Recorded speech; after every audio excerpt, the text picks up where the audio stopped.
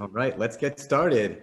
Good evening, everyone. My name is Shekar Krishnan, and I'm a Democrat running for City Council to represent Jackson Heights and Elmhurst here in Queens. By way of background, I'm a longtime community activist in our neighborhoods, a public school parent to two small children, and a civil rights lawyer for low-income tenants in our city who are being evicted or harassed from their homes during a time of crisis right now, especially when so many tenants and who can't pay their rent and so many small homeowners who can't pay their mortgage. We're very fortunate today to have a panel of public health experts on to talk about COVID and our communities. We have been the epicenter of this outbreak since March.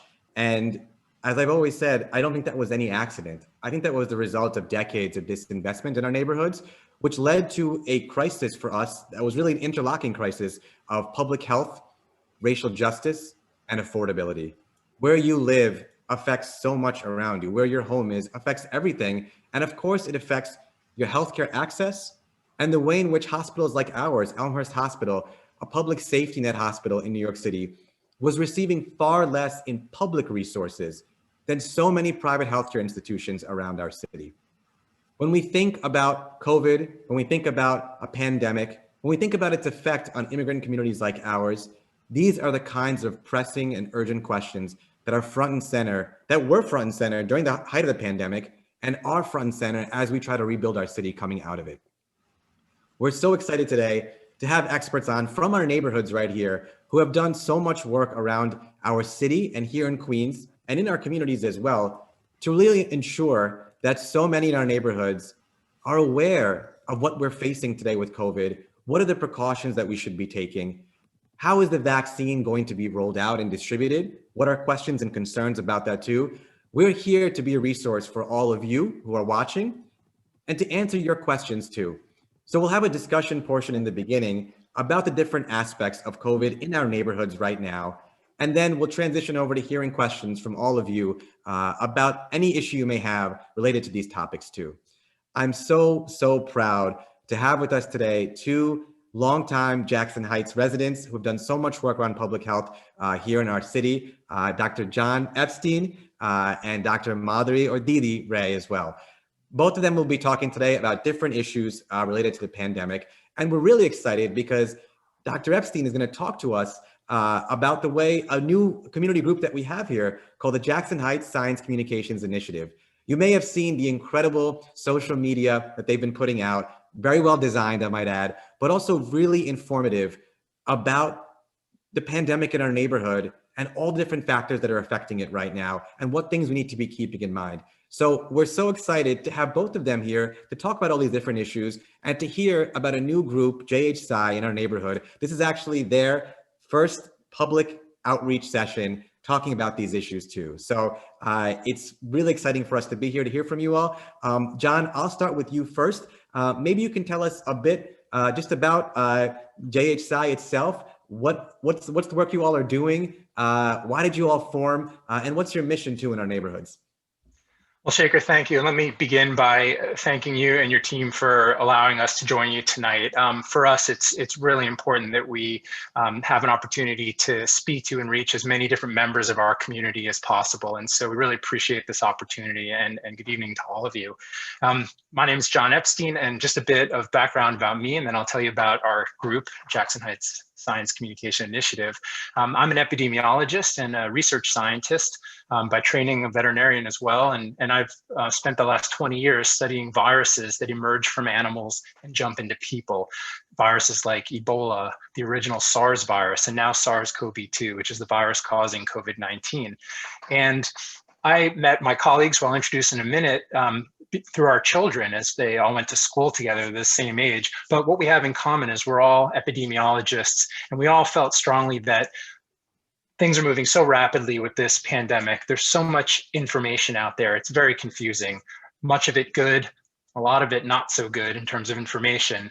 And we really felt that we wanted to come together to lend our voice and our expertise to try to help and clarify some of the information. So we're a science-based group, and our mission is to really put out good, accurate, science-based information that's relevant to all of us as we work to keep ourselves and our families and each other safe from COVID. And the second part of our mission that's especially important, is that it's a very local focus. We all live in Jackson Heights, and the information we're putting out, although it is generally pertains to COVID, as much as possible, we focus on local issues and try to give it local relevance. So the whole mission is to make a difference in our neighborhood, because frankly, we're in the midst of the worst pandemic we've seen in a century. And it's really challenging to know what to do at different times and in different circumstances. So our mission is really just to serve the community, to be helpful. And we have an amazing group. I'm joined with many of our group members tonight who you'll hear from and who you'll see. We have a multidisciplinary group. Many of us are epidemiologists, some of us are clinicians, others are science communicators. And we've really come together to try to put our message out there. And we primarily have been doing that so far through social media, on Instagram, on Facebook, on Twitter, at JHSciComms. But these kinds of events, these personal outreach events where we get a chance to talk and engage with you and really understand the concerns that our neighbors have, that you, members of the community have, are actually the most helpful for us, because it gives us ideas and input as to what kind of content to generate, what kind of information to put out in our posts and our messaging. So another reason we're very appreciative of this opportunity. And the impact we're trying to make by doing this is not only to inform and to educate, we want to do that, but very practically, because we see that transmission of COVID in our neighborhood, and in fact in New York City, just like in the rest of the country, is increasing. And we want to make a difference to try to reflatten that curve, decrease transmission rates, and keep ourselves safe, keep our businesses open, keep our schools open. All of that hinges on our ability to slow down this virus. And we think we can make a difference in doing that. And so, I'm sorry, yeah, go ahead.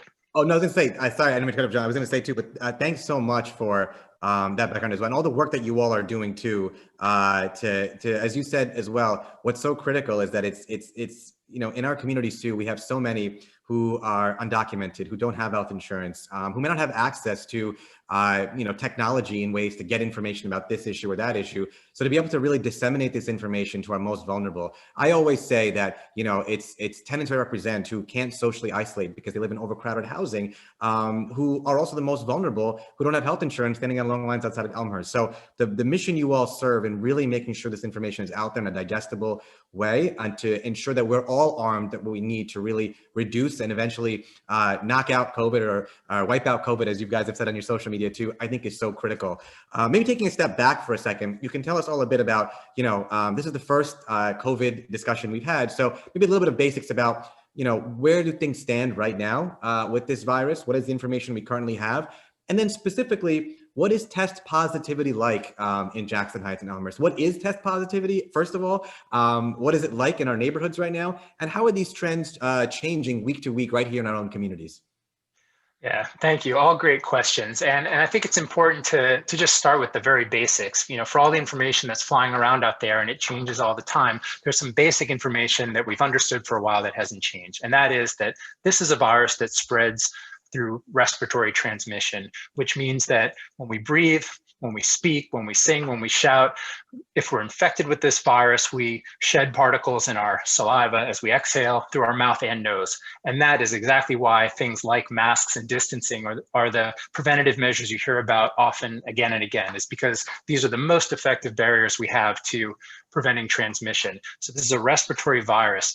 It is a virus that is very well suited to infecting people. So it doesn't take much to get infected if you're close to someone who is infectious and transmitting the virus. And so we talk about, in terms of prevention, the core four basic ideas, and that is wear masks indoors and outdoors. Masks serve two purposes, really. They not only protect you by covering your mouth and nose, and it's important that they do cover both mouth and nose, but they also protect others. If you happen to be infected, and an important idea is that this is a virus that can infect us silently. We can be infected and not know it because about half of the cases are asymptomatic or don't have any signs or symptoms. And so it's very easy to walk around feeling perfectly healthy if you're infected and infect others. So a mask can actually protect those around us too. Distancing. Okay, this virus can only travel a limited distance through the air. And right now, 6 feet is the rule of thumb in terms of the amount of distance we should keep from each other to really reduce the risk of exposure should someone be infected. So masks, distancing, hygiene. washing hands frequently throughout the day. Surface transmission, meaning when you touch a surface that might be contaminated with virus. It's not a major way that people are getting infected, but it is something that we should always be conscious of. And so hand washing is a really good way to protect ourselves should we touch our face or mouth or nose, because that tends to be how we get infected in terms of contact. And then if we're sick, staying home. Now, this is the hard part because we know that everybody has different circumstances and situations. But one of the most effective ways we can prevent transmitting this virus, if we're sick and we suspect that we're infected, is to stay home and get a test. And we'll talk about testing, but getting tested is the only way to know for sure that you're infected with this virus. And once you know for sure that you're infected, you then have to isolate or separate yourself from those around you in your household and in your community. These are public health measures. These are things we can do every day. It's in our own power to do it that can really slow down this virus, okay? And that's independently of vaccines or any kinds of, therapies. Otherwise, these are measures we can take to slow this virus down. And so testing becomes really critical. And at the beginning of this pandemic last year, we were in a terrible situation because the virus was spreading and our community was one of the hardest hit, and we didn't have enough testing resources. It was hard to get tests. There weren't enough tests to be had. And so we had very little understanding of exactly how many people were infected in the neighborhood. Things have changed now. There's a lot more testing centers, locations, resources. We actually just put out a terrific tool on our website that can help you locate a testing center and tell you exactly which kinds of tests to get and what age person can be tested, et cetera. So we'll put that link up as well. But getting tested is really important. And so we know now there's something called a test positivity rate for Jackson Heights. In fact, for every neighborhood in every area in New York City and in New York State, this is tracked. It's the number of people who go to get tested, specifically a PCR test or a molecular test, which is the nose poke that goes up your nose. And it's a test that looks for little pieces of the genetic material in the virus that tells you you're infected. And the test positivity rate is the number of people that test positive on that PCR test over the total number who get tested. So right now in Jackson Heights, 8% of people who go get tested come back positive. It doesn't sound like a high number, but for reference, back in December, mid-December, when we started tracking this number, it was at 5%. Wow. So that's almost a 50% increase in just over a month. So we see the transmission rate or the test positivity rate really going up and going up significantly. And that is the measurement we use to understand the rate of spread in our neighborhood, in our city. Now, the city-wide rate is also around 8%. It's at 8.3% right now. And these numbers you can find on the New York City Health Department website if you're interested. But that's our metrics. When we talk about flattening the curve, when we talk about reducing transmission, that is one of the key numbers we look at. And we want to see it start to go down from week to week instead of go up from week to week. That's really helpful. It's also really disturbing to hear how much the rate has gone up, as you've said, by more than half just in 1 month alone. So I guess the most important question is, how do we make this rate go down? What can we do to really reduce it as much as possible that's in our power as residents?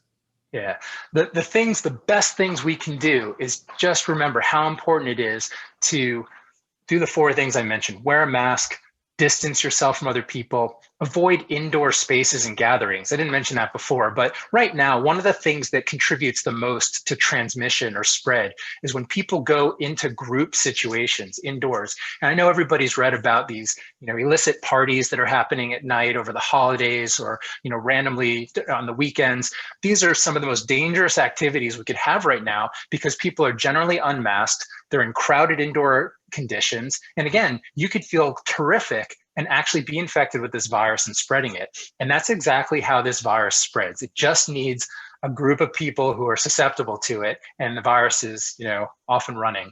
And so avoiding crowds, wearing masks, hygiene, distancing, and if you're sick and suspect you might have this, stay home if possible, except to go get a test. And once you're confirmed with that test, then you need to isolate. So the other thing to mention is quarantine. We haven't talked about that. But quarantine is the idea that if you think that you've been exposed to somebody who has COVID, then you should stay at home. That's called quarantine. Avoid going out except for something that's absolutely necessary, but even better, have someone else do it for you. Stay at home until you can get tested and confirm whether or not you actually have this virus. And if you do end up having it, then it's isolation, staying at home and being separate from people for 10 days. That's the quarantine period right now, or the isolation period. So these are things we can all do. And I'm not saying they're easy, they're challenging for sure, but they're things that are very effective at slowing down this virus. And one thing I wanted to mention is one of the big reasons that we're seeing an increase in the test positivity rate over time partly has been due to holiday travel. And this is something that you've probably heard about in the news a lot, that as people over Thanksgiving and Christmas more recently, or the winter holidays, got on an airplane or got in a car and visited people that aren't part of their immediate bubble or those within their family or household that they see every day, the risk increases that you're going to interact with somebody who might be infected and therefore get infected. And that's exactly what happens. And so following travel, and it takes about 2 to 3 weeks to see the effects, because this virus can take about 2 to 3 weeks to show up in your body once you're exposed by way of incubation, then you start to see an increase at a population level. So after the holidays, we're not surprised to see an increase in the rate, coupled with, and we're going to talk about this, I think, a little bit more as well with Didi, that we have new variants of this virus. This virus has mutated a little bit. It's changed a little bit, which viruses do. That's absolutely a normal thing to happen. And sometimes the consequences are nothing, but other times mutations can lead to changes in the virus that affect how well it spreads. And in this case, there is a variant of this virus that was introduced from the UK that is better at transmitting. It's better able to spread among people, which means that it's now spreading faster. And we have cases of this variant in New York City and in fact in Queens. And so we should expect to see an acceleration in spread due to that as well. All the more reason we need to be vigilant about mask wearing and the other public health measures we talked about. That's really helpful to hear, because I think obviously we're seeing more and more reports too of the variant itself, and knowing what it means, I think it's helpful for us to really process also what precautions that we should be taking as well. So thanks, Jon, for that discussion too, and also a little bit of background on JHSI as well. We'll come back to you too as we have more questions too. I'd love to turn it over a bit to Dr. Ray or Didi to talk to us a bit about as Jon mentioned too, the vaccine situation. So now, we've heard a bit about what precautions we should be taking as neighborhood residents, with our family members, in our households. But now there's this vaccine, and so everyone wants to hear about it, and there's so many questions. Maybe we can just start with just basics on what exactly is going on with vaccine distribution. How does it work in this city? Just some of the basics, then we'll get into more details about questions and concerns, but maybe give an overview of where the vaccine distribution stands right now in our city and in our neighborhoods too. Okay, so I can do that. Oh, by the way, so I'm Didi. This is my partner, Emilio. Hi. Hey, Emilio. We're here as individuals, not representing any organizations. Your personal capacity. Yeah, and then I was actually thinking maybe I could talk a little bit about what the vaccine is, and then we can get into the distribution. But I just wanted to go from, Jon painted this kind of dire picture of increasing transmission and, and this UK variant and how important it is that we maintain those core 4 behaviors. And a lot of the times, we get the question like, what is the end point of all this? When is, are we going to have to close everything forever? And I just want to put it in perspective for the vaccine. We had a really bad time in March and April in the city. We closed everything down really aggressively, right? And we saw the transmission of the virus decrease really aggressively. And then as we opened up, just as we expected, we started to see the virus increase. And then, we started to close things down again a little bit. We're seeing little dips. Then with travel, that's a way of opening up and we see more cases. So this that kind of pattern happens, right? Closing things down doesn't eradicate the virus. It helps us to control the virus to a point where we don't see the situation that we saw in Elmhurst Hospital in March and April, where you can't get there if you need care for COVID, but you also can't go there if you have a heart attack, or if you're going to have a baby, or if you break your leg, right? And that's a situation when a whole population or a whole society is in really big trouble. And so I think at the same time as we have this increase in cases, as we're worried about the new variant, we also have 2 vaccines that have gone through FDA, what we call emergency use authorization, which is basically, it's not a full approval, because that full approval is really strict and really stringent. But the 2 vaccines that we have that are out have far exceeded the minimum standard for good enough for now. And I'll talk a little bit more about what that means. So we have these 2 vaccines. I'll go into what they are a little bit and then what it means for you to get them. But these 2 vaccines are what are called mRNA vaccines, and it's a completely new kind of vaccine. This is not the same as any vaccine you've had before. And what they are is they're really small pieces. They don't contain any virus. There is no live virus. There is no dead virus in this vaccine. It really is just a small, what you might call a genetic blueprint for one protein in the COVID-19 virus. And that protein, it's not alive like a virus is. That protein can't replicate on its own. It can't, the way that a virus can come into your cells and replicate and then go into other people's cells and be transmitted. This protein on its own can't do that. And so what these vaccines do is they give your own cells this blueprint for a piece of the virus to teach your cells, to teach your immune system what the virus looks like, so that when it encounters the virus in real life, then it's ready for it. And so the way that these vaccines are administered, both of them at this moment, is that you have to get 2 doses to be fully immune. So if you get the vaccine, today, then you'll have to wait, depending on which vaccine it is, 21 or 28 days to get your second dose of the vaccine. You have to get the same type. There are 2 vaccines. There's Moderna and Pfizer, and you can't mix and match. So you can't get Moderna one day and Pfizer on your next dose. It has to be the same.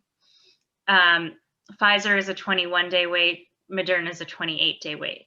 Then we think it's about 2 weeks. Sometimes it's a little sooner. Sometimes it's a little later, but or sometimes it's still probably within 2 weeks. But for most people, you will then get immunity, full immunity. 94% of people will get immunity within those 2 weeks. And then if you get the virus, you're not going to get sick. You're not going to get really sick from the virus. You're probably not going to get hospitalized from the virus. And so what does that mean, right? What does that mean for us? Because we don't necessarily want to stay in this environment where things are open and closed. And, I think Emilio and I have both gotten the vaccine. So when we're fully vaccinated, does that mean, all the rest of the suckers are going to have to go around wearing masks and we're going to be, running around town going to mass gatherings? Unfortunately, that's not the case. So all of these things, all of this pandemic really happens on a population level, on a community level, and on a neighborhood level. And, we talked about, all of those numbers Jon talked about. We talked about them on the population level because we really think what impacts one of us impacts all of us. If 8% of people in Jackson Heights, if 8% of people who get tested in Jackson Heights have the virus, that means we don't get to have the same kind of community life that we had. And with the vaccine, it is no different. So with the vaccine, there are a couple of things we don't know from the vaccine. So we don't know, even if you're fully immunized, whether you can still get the virus and transmit it at a low level. We know, as Jon said, that asymptomatic transmission is a really important and insidious factor in COVID transmission. And we don't know that that will go away completely. And so you may still be a risk to those around you, though you will be safe from bad consequences. You may still be a risk to those around you. We don't know how long immunity lasts. So we know it lasts a few months. You know, the first people vaccinated are getting their second doses now. They'll be immune within a week or two, right? But we don't know. Does the immunity last 10 years? It's impossible to know that because we don't have a way to measure immunity.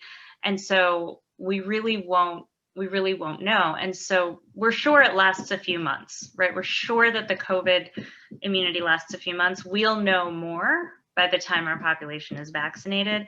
But those are the two factors that kind of, that mean until we've gotten the majority of people vaccinated, we are not safe, right? And we're not safe till everybody's safe. This is the concept of what they call herd immunity, which means that, if you narrow the virus down to a situation, a person, let's say I get sick, I get immediate sick, because we're not isolating in our not that crowded house, but still, but then we both stay home. We don't see anybody else. We don't see a single other person and have a single other contact. That virus chain of transmission is gone. That chain is dead. It is never coming back again, right? And so we need to keep wearing the masks, keep avoiding the mass gathering, keep doing the physical distancing, and keep staying home when sick. And of course, just wash your hands. Don't stop washing your hands when the virus is. Don't just do it all the time. But when that, we need to do that until we've gotten rid of all of those chains of transmission.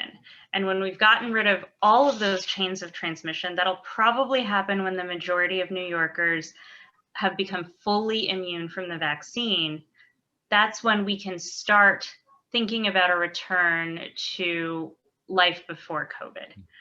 And I think, what does that mean? We're going to talk about eligibility in a second, but what does that mean for you guys? That means that, there are these different levels of prioritization, but it also means that, you benefit greatly from your neighbor who is in one of the higher exposed or vulnerable categories. So even if you don't get your vaccine immediately, you're still benefiting from your neighbor getting the vaccine. And, if you have, let's say, an elderly neighbor, you have a neighbor who's not internet savvy, you have a neighbor who has language access issues and really just has trouble navigating the websites and finding the different translations. I mean, helping your neighbor, helping your friends actually really fundamentally benefits you and benefits the whole community. That's very helpful to hear, this background about what the vaccine is and how it works too. And so the next question, which I think a lot of people has come up a lot for a lot of people recently, is it just seems like a really complicated process to apply for the vaccine. I know there's a bunch of resources available, but I've been hearing feedback too from a lot of neighbors as well that when they've tried to apply, it's a whole maze of procedures. Maybe they'll get an appointment, maybe they won't, they get turned away. The Times just had an article today, particularly about seniors who are in the front of the line now, but are not able to really navigate a really complex process. So I thought you could just talk a little bit about, well, first of all, who is eligible to get the vaccine right now and who's not eligible to get it? And then what is the clearest and simplest way to be able to apply in the least confusing way so that people can start applying for the vaccine too? That's a great question. So the eligibility for the vaccine is in phases, and that comes from the federal government. So the federal government says these are the phases that you give the vaccine in, and you'd think they'd be like 1, 2, 3, 4, but they're not. They're 1, A, B, C, and 2. So it's a little counterintuitive, right? So 1A was, and it's based on who's likely to get the sickest if they get the virus and who has the highest exposure. And so, you know, maybe even phase 0, right, are the really like people whose job is just to treat COVID. So those are the first people, those are the people in December who got the vaccine. So in New York City, or really in New York State, because the state health department determines how those you know, what that phase 1A or what that phase 1B means exactly and which phase we go to. But phase 1A was really healthcare workers or people who work in a healthcare setting. So that included like home care workers, people who work in urgent cares and things like that. Right. So phase 1B, which I think is really pertinent to our community, included a lot of essential workers, many kinds of essential workers, and it includes everybody over 65. And then I think we can share some links in the chat in a few minutes about what the eligibility is. There's a page on the New York City Department of Health that that really spells out eligibility. Additionally, New York State has an Am I Eligible app. I personally found that app a little confusing. And so if you are eligible, then you can go to another website, which we talked about, to actually get a test in New York City. And there is a vaccine, there's a finder where you can look for a site that's near you. And then there is a different website where you can set up where you can actually set up an appointment. Now, the thing is, there are going to be a lot of questions on this form. And there are a couple reasons for that. But the types of questions they're going to ask you are, first, they're going to ask you the eligibility questions. So they're going to say, are you 65 or over? They're going to say, do you work at a healthcare facility? But there's a whole bunch of those, right? And you're going to have to get through those to get to the next phase to make your appointment. You're going to, then they're going to ask you a couple standard questions, which include things like, are you pregnant? Are you breastfeeding? Have you ever had cancer? Do you take drugs that, or do you, I think it's do you actively have cancer, but do you take drugs to suppress your immune system? And there are several questions like that. And the reason for those questions is part of the informed consent. So remember I talked about how this is an emergency use authorization. That means that the vaccines have not been tested in absolutely everybody. So there are some groups where the vaccine, it might be safe, it's likely safe, but the vaccine hasn't been tested in those groups. And so there's no guarantee that it will work. And then the companies and the trials don't guarantee the effectiveness. Now you can, at that point, basically, and like I said, I'm speaking as an individual here. So if it kicks you out and doesn't let you make an appointment, you can certainly answer the questions the right way and get an appointment, and then talk to your healthcare provider. Talk to, if you don't have a healthcare provider, or if you don't have health insurance, it's fine. You can call 311 and get connected to a provider, but talk to your healthcare provider and see if you are, and make a plan together about the vaccine. And if you decide to get the vaccine, then you will be able to get it at most of the sites, right? I would not recommend doing that without talking to a healthcare provider. You don't want to do that on your own, right? You want somebody there who not only you can talk to before about the pros and cons, but also who can follow you through and help you figure out, how to navigate, like, can I go back to work if I'm in a high risk category? And all of those things, and who will really be able to get to know you and your particular situation, because we don't have data on that. And so on your situation, and you really, you need an expert to sort of guide you through, because there isn't a standard answer. That's really helpful to hear. Thank you, Didi, too. I think that answers a lot of questions or concerns that people had as well about how to navigate this process. And I think that on that note, too, I want to open it up for questions as well. There's a lot of information, but we got to have a good amount of conversation about it, too.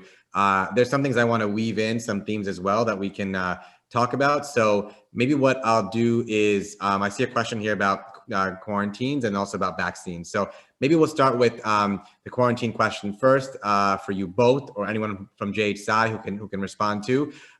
My child was exposed to someone who tested positive for COVID-19 at school, and we have been advised to quarantine him. What does this actually mean? If he ends up getting COVID-19, aren't we all bound to get it living in close quarters? So just, about what does that mean? And what does that mean for a household as well? That's an excellent question. I think it's a situation more and more of us have faced, those of us who have kids in school, and it's very, it's tough to know sometimes, and it really depends on, how well the school communicates and how well it's been explained what to do. But essentially, if your child is exposed to someone, that means that they've been in close contact with somebody who has tested positive for COVID. Close contact means that they've been, whether it's masked or unmasked, they've been within 6 feet of that person for 15 minutes or more in a 24-hour period. So that's how we define contact.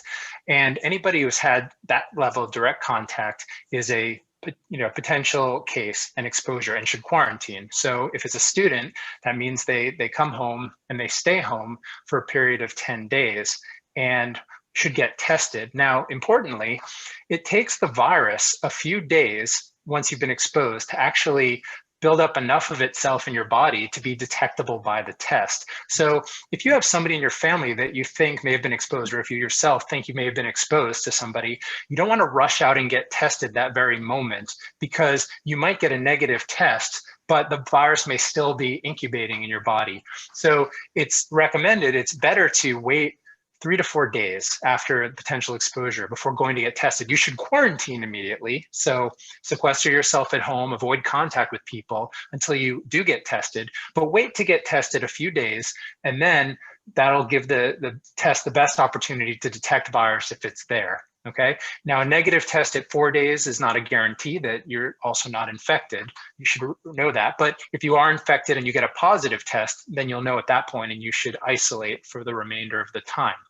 So what it means for a family, if you have a student who's been potentially exposed, is you want to keep them at home. And as I mentioned, want to get them tested, but also inside the house, ideally, you would have them wearing a mask, because it is not a foregone conclusion that if somebody in your household is infected with COVID, that everybody has to get it. And this is a really, really important point. Okay, we should not have a throw your hands up in the air, attitude about this. There's a lot we can do to prevent transmission, and I see it all the time. I've talked to friends who've been in a situation where, kids have been masked and with a positive case and not gotten infected. And so even if you're in close quarters, you want to try to separate the person who's been exposed, have them wearing a mask. If you have, and I know everybody doesn't, but if you have a second bathroom, that's a key area where you want to keep separate, because this is a virus that also can be transmitted fecal orally. That means that coronaviruses are, not only do they infect our lungs and our respiratory tract, they also infect our GI tract, and so they can be expelled or shed in the feces. And so keeping a very clean bathroom and having the person in quarantine use a separate bathroom is ideal. If it's not possible, then certainly making sure to disinfect the bathroom frequently throughout the day is important. And then the quarantine period is for 10 days. So you want to have that person indoors and separated from people for 10 days. If you can get them tested on day 4, great. And if they're negative, you want to be monitoring for symptoms every day. Things like fever, dry cough, malaise, fatigue. There's, COVID has very generalized symptoms, but you want to monitor for that. And if symptoms develop after 4 days or after the first test, then get them tested again. And after the 10-day period, the quarantine can end. That is the period of time that has been deemed where there's the lowest risk of somebody who has potentially been exposed to be infected and get someone else infected. So 10 days is considered a safe period for someone to be separated. If somebody tests positive while quarantining, we then move to what's called isolation, where you really want to make sure that they're masked at all times and they're not having any contact with anyone else in the household. You should do that anyway, but a positive test really confirms that they are infected. And because we've been talking about this, another issue related to this, I will mention it, and because I'm a veterinarian, we want to treat our pets just like family members as well. So if you are quarantining or isolating at home, you want to avoid contact with your pets. We know from research that cats, not dogs, but cats are actually able to be infected with COVID. Now, there's no evidence that they transmit COVID to people, but that cats can be infected. And so we want to keep them safe and healthy as well. So make sure that if you are isolating at home, that you're isolating from your pet. And hopefully you have a friend, a neighbor, or another family member who can look after your pet for that period of time when you're isolating. So I hope that answers the question in terms of how to manage that. And I will end by saying, I know that it is not easy, but it is effective. Mm-hmm. That's a very important point. I'm glad you mentioned that, Jon. The next question we have too, going back to vaccines. Jon, did you, I didn't catch it, but did you mention the availability of hotels? Oh, I didn't. Thank you. Yeah, go ahead. That's an excellent point. So New York City has a program for resources to help people isolate. So if you are in that situation, I think you absolutely should do what Jon just described, but it's hard, right? I know we only have one bathroom, and that, it would be very difficult in our 1-bedroom apartment right now to maintain that isolation and stay 6 feet apart. So if you can apply for a hotel or to stay in a hotel during your isolation period in New York City. And if you're eligible, then they will, they'll provide you the hotel free of charge, and then your other ancillary needs, so that you don't have to go out and get food, for example. And there are a lot of other resources that they have, so that, there's a whole suite of resources. And I think I've even heard that they offer dog walkers, so that you don't have to go and walk your dog while, and yes, COVID. Absolutely. But yeah, and the other thing, I guess, is that there is, if you are a case, or if you are a contact of a case, so if you've gotten exposed, if somebody in your household has been exposed, then the city does something called contact tracing, where they'll actually call you and let you know you've been exposed, and then monitor you to help you get through your isolation or through your quarantine. I'm glad you mentioned the hotels too, because I do think that's, I remember early on in the pandemic, that was a big issue. Even, friends of mine in the neighborhood who work at Elmhurst were reaching out, panicked because there were so many people they couldn't send back home, living in overcrowded apartments. And, at that time, the administration hadn't opened up hotels yet. So I'm glad that's a resource. Now, on that point, actually, Didi, we'll stay on you for a second too, talking about the vaccines. If you can give us a little bit, one of the questions we have here too are about, is there a plan to increase access for seniors, especially seniors with limited mobility, for the vaccine? I would also combine that with another question. What is, are there plans, if you know, of how to ensure access for the vaccine, information about the vaccine to undocumented immigrants or those with limited English proficiency? And if you want, I think basically how to reach vulnerable populations about the vaccine. And then on a separate note, if you want to talk a little bit about what are the side effects of the vaccine too that we should be aware of. So I think that brings up a bunch of good points. So I think that more and more sites for vaccination are opening up. every day. I'm working, they're opening up one at Aviation High School that I'll be working at on Saturday. If you've made an appointment for Saturday, I will see you there. But there are a whole bunch of places that are offering the vaccine. So some pharmacies, health and hospitals, the public health. Oh, Hannah will be there too. All right. It's going to be great. It will be a vaccination team. Yeah, the public hospitals have sites. There's this mega site that's going to be opening in City Field. So at the end of the 7 train, there's and so I just didn't, some private doctors and facilities have them. So just keep an eye on that Vaccine Finder website. The appointments fill up really, really quickly, but they're adding new sites almost every day. I'm just gonna, so the way it works is that the city, the federal government gets all of the vaccine, and through, and New York City gets a portion of the vaccine, right? So that is whatever is given to the city is what the city can distribute. Right. And so that also limits, if you feel like there are a lot of appointments one day and then the next week you go to make appointments and there are fewer, it's because that capacity sometimes is limiting. I'm looking right now, and there are,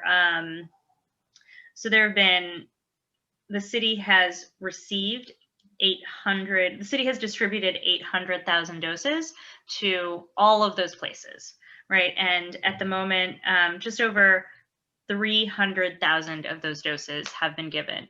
So, if another shipment doesn't come until, I don't know, for 2 weeks, then maybe in that second week, the numbers will be low and they have to ensure that they don't make appointments for people and run out of vaccine, right?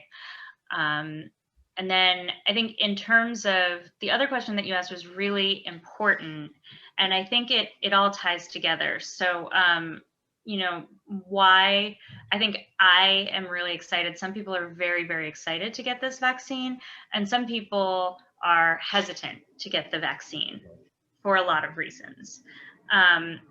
So one of them that is really important in our community, which also applies to COVID testing, is there's this fear of the public charge, which is a very sneaky and insidious piece of legislation that says if you get some certain extremely limited kinds of medical treatment as a public benefit and you are not a citizen, then that will delay or maybe even make it impossible for you to be a citizen. So this is not, getting the vaccine, getting a COVID test are not part of the public charge. They are not part of the public charge. And so nobody should be afraid because of their immigration status to get the vaccine, or because their networks are in some, they might know somebody who is underdocumented, or somebody who is an immigrant who's trying to get citizenship. It shouldn't be, just that is not an issue at all. And none of the sites are going to ask you about citizenship or care about citizenship. They just want to get everybody treated. So I think that's one of the big reasons. Another big reason is people are afraid of the vaccine. They say, hey, vaccines take years and years and years to develop. How come we managed to get 2 of these out in a single year? And I can give you a lot of details about the different phases, but I think the truth is that vaccines have not been sexy until 2020, right? People didn't like vaccines a lot, and if you are a company who's trying to make money, they're not, you get the vaccine once or twice or occasionally, and then you don't have the illness anymore. And so there's a lot of work that went into vaccines. And the reason it's called SARS-CoV-2 is because the scientists who named it were kind of activist scientists, right? And when SARS-1 happened, there was work done on a vaccine, but the vaccine wasn't complete before SARS-1 sort of died out and became less relevant. And once it wasn't in the news, their funding dried up and they weren't able to get the personnel or the money to work on it, right? And so their naming this virus SARS-CoV-2 was their activism to say, hey, look, if we had done more work on this vaccine, if you'd let us finish out this vaccine, we knew it was going to be useful in the future. And I do think work on that vaccine, there is a vaccine that's in the pipelines. There's a couple of them that really benefited. They were able to accelerate their experiments and get to a really good resolution first and figure out the right doses, the right strategies because of the Ebola vaccine, because of the work done on the Ebola vaccine, even after Ebola was not in the headlines in the United States as much anymore, right? Yeah, and to add to that, many of the technology for these vaccines has been around for years. So it isn't that they started thinking about it when SARS-CoV-2 emerged. It's they went back to products that had been developed at universities and research labs that were sitting on the shelves, as you say, and then they had the resources and the political imperative to develop these further. And the nice consequence of having these vaccines like the mRNA vaccines, the Pfizer and the Moderna vaccine, is Moderna just announced 25 new diseases that it's going to make vaccines for based on the same technology. So we're at a point now where a vaccine is like plug and play. You can have the structure of the vaccine and you can swap out the viral protein in there and it's effective and safe already, but it's just teaching our body to defend against a different disease. And that's what's one of the most amazing things about these vaccines that have come out now. That's very interesting to hear. And I think also just really important to know too about how this vaccine compares to ones of the past too, but also just what are some things to keep in mind about its accessibility right now as well. On that point as well, one more question I'm seeing come up a bunch. So I want to make sure. I'm sorry, I didn't get to adverse effects, and I wanted to do that. That's my question. Okay, great. Yeah, if you can speak to that, and also specifically speak to, there are really two questions I'm seeing come up a bunch. One is it particularly harmful for seniors to get the vaccine? Are there any side effects there for seniors? And also people who are trying to get pregnant too. There's a concern that does vaccine affect fertility? So I think both of those populations, if you can kind of speak to it as well when you talk about the side effects. Sure. And I think the answer is actually really similar for both. And, for pregnancy, it's a little bit different because the vaccines we have now weren't tested in people who are pregnant. But, the thing is that COVID is a big risk, right? COVID is a big risk if you are older than 65, right? COVID is a big risk if you're pregnant. It poses a risk to you. It poses a risk to the fetus, and the thing is that we're not weighing the risk against nothing, right? We're not weighing the risk against being totally healthy. We're actually weighing the risk against getting COVID. And in that case, there's zero question, right? There's zero question that COVID is way more harmful than this vaccine could be, right? Right, that's a good point. So I would say that, anything that, is there any risk at all? So there are some adverse effects in the vaccine, and these happen to everybody. One of the adverse effects is that, you might just feel a little crummy, right? Because your body is forming an immune reaction. So when you have a cold, for example, it's not that common cold virus that is making you feel crummy. It's actually your body reacting to the common cold virus.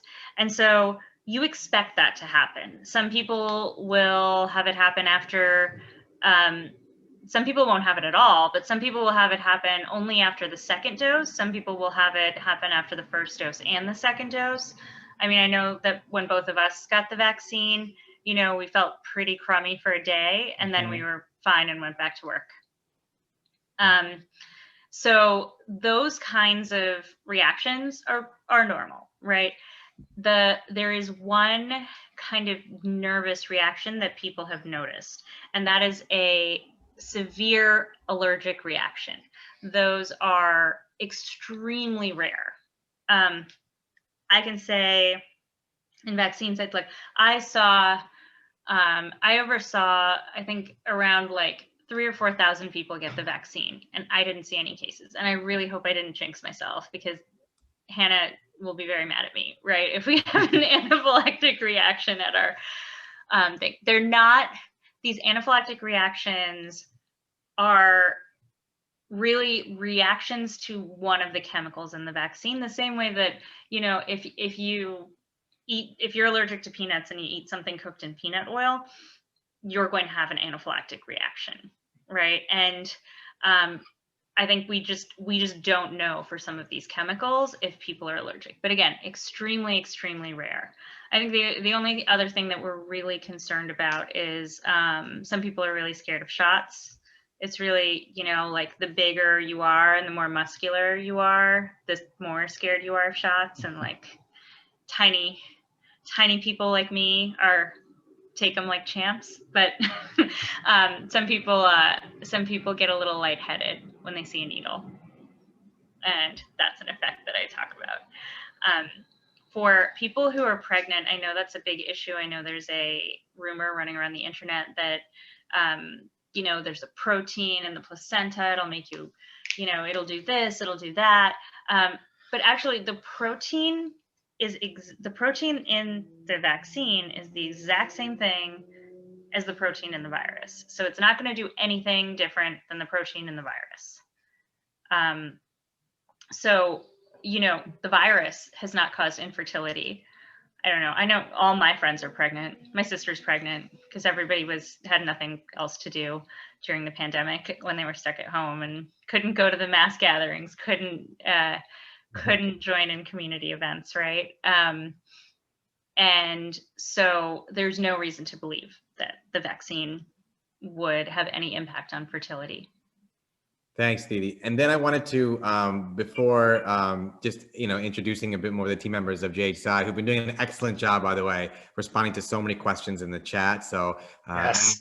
Hannah, Laura, everyone, I want to make sure to give you a shout out at the end. Just before we get there, there are two more questions that or one more question that I want to make sure we get to answer just briefly too, is should seniors, this is from Priscilla Santos, should seniors, for both of you, should seniors consult their doctor before receiving the vaccine? Also, seniors who are taking many different medications for their health conditions are worried of taking the vaccine since they do not know how their body would react should they be concerned. And again, I'm going to say that there are specific medications that can affect the way your immune system works. So steroids like prednisone, if you are able to get a flu shot with no problem, then you're probably fine. But if you are worried, definitely talk to your doctor. I just again want to reiterate that the risk you're weighing this against is the risk of getting COVID. And there is a pretty significant risk of getting COVID. You know, I think the city health department actually has a recommendation now that people over 65 really just don't leave the house. Yes, that's right. Right. And that's a serious illness, right? Like that's a serious risk. And so the risk of the vaccine it's just so tiny in comparison to that I would say definitely talk to your healthcare provider. Always talk to your healthcare provider. That's what they're there for. But don't wait to get the vaccine. You know, like the appointments do fill up. Get that vaccine as soon as you can because you're in the group that's at that, you know, if you have a heart condition, if you have diabetes, like if you have high blood pressure, those are the conditions that are really associated with a much worse outcome of COVID. So you are at the absolute highest risk and like you need to get vaccinated as soon as humanly possible. Thanks, Didi. I think that was when you quantify it like that in terms of what the risk of getting COVID is for a certain, population or demographic group versus, the risks or the concerns about the vaccine. And that puts it really in stark terms. I want to, John, give you a chance to talk a bit about JHSI. There are a lot of questions. I think we've gotten to it, most of them, and I tried to combine them along the way too, but there will always be more. So maybe you can talk a bit about JHSI. How can people learn more about you? Who all is on the call today from our awesome group? And how can they ask more questions too if they have questions?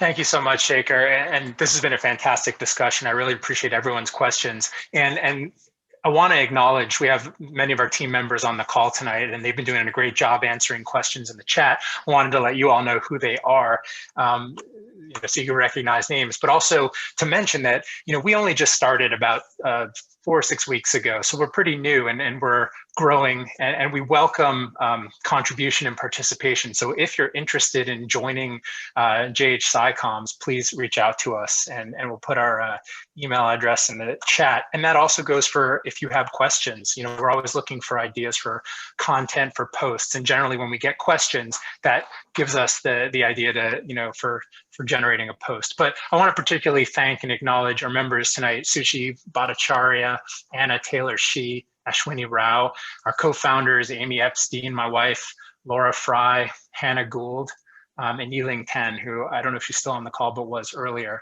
So we are. It's a dedicated group and a growing group, and we welcome inclusion. You mentioned earlier, Shekar, the importance of communities that speak different languages. They may not have access to a lot of the information. Sometimes the information is just intimidating.